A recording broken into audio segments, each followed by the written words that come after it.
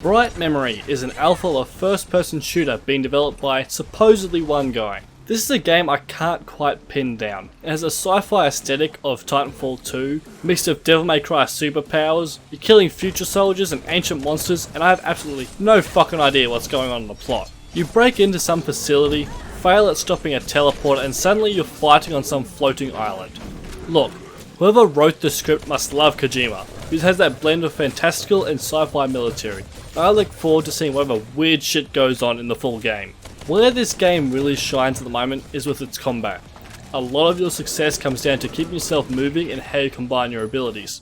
Pressing shift while holding down one of the ASD keys will cause you to strafe at ridiculously high speed in the direction that you chose, which you'll constantly be using to avoid enemy attacks. Holding space will give you the pseudo double jump, which when combined with your sword ability allows you to hover in the air as long as you deal damage. This really helps give you a reprieve from the ground enemies that can surround you at times. Eventually, this can be combined with your loaded perk, which allows your gun hits to keep you in the air as well. It's anime as fuck, but helps give the player control of how you deal with the enemy, and the abilities you unlock as you progress follow the same idea. There's 4 of them at the moment: your sword, the EMP, a cone of destruction, and a grappling hawk. Your sword, which flings out fucking laser beams, also has a second ability. You stab it into the ground, which causes an anti-gravity effect, lifting your enemies into the air. They are unable to attack you, which means you can get in some really easy hits, or get the weaker enemies out of your way while you focus on the elite enemies. The EMP has 3 abilities. The first is a simple force push used to give you distance and destroy certain obstacles. The second is to create a freeze time bubble, and any enemy stuck inside it cannot move. It doesn't work on bosses, so it can be used to give you a break from weaker enemies while you focus on the big bad guy.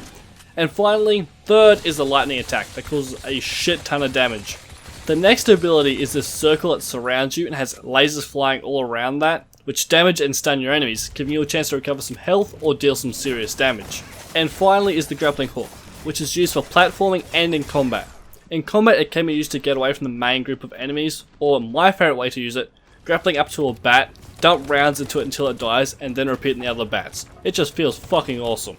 All of these abilities focus on giving you the tools on how to engage the enemy and give you control of the battlefield. They're all on cooldown timers, but recharge quick enough that you'll be reaching for them after you've got the rhythm of the game. Now, if the devs have some really good map design in the full game, this will knock Doom Eternal out of the water for me.